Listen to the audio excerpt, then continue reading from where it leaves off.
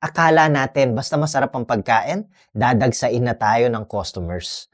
Pero ang daming food businesses na masasarap naman ang pagkain, pero kulang or worse, wala pa rin silang customers.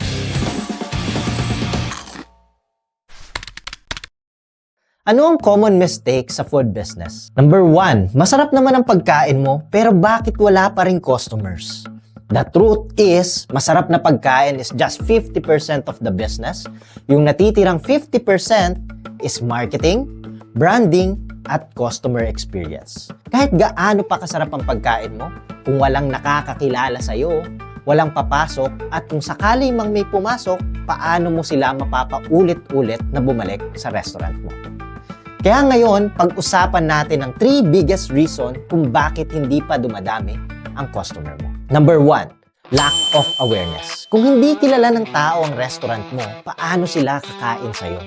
Kahit si Jollibee na number 1 na sa fast food chain sa bansa, hindi tumitigil sa pag-advertise sa TV at sa social media. Bakit? Kasi alam nila na visibility equals sales. Kung ang malalaking brands nga naglalaan ng malalaking budget para sa marketing, paano pa kaya ang isang bagong food business na wala pang pangalan? Number 2 is weak customer attraction. Anong reason para piliin ka ng customers over sa ibang resto? Dito pumapasok ang branding at unique selling proposition or tinatawag na USP. Ano ang meron sa'yo na wala sa iba?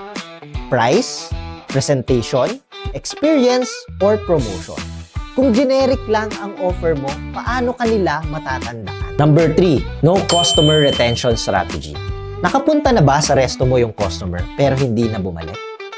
Bakit? The key to consistent sales isn't just attracting new customer, it's making them come back. Ano ba ang reason nila para bumalik sila? Maganda ba ang service? Masaya ba yung experience nila?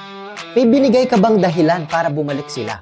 For example, loyalty card programs, special promotions, or meron ka bang binigay na surprises sa kanila? Kaya huwag kang umasa na dahil masarap ang food mo, kusa silang darating. The best restaurants aren't just those with great food.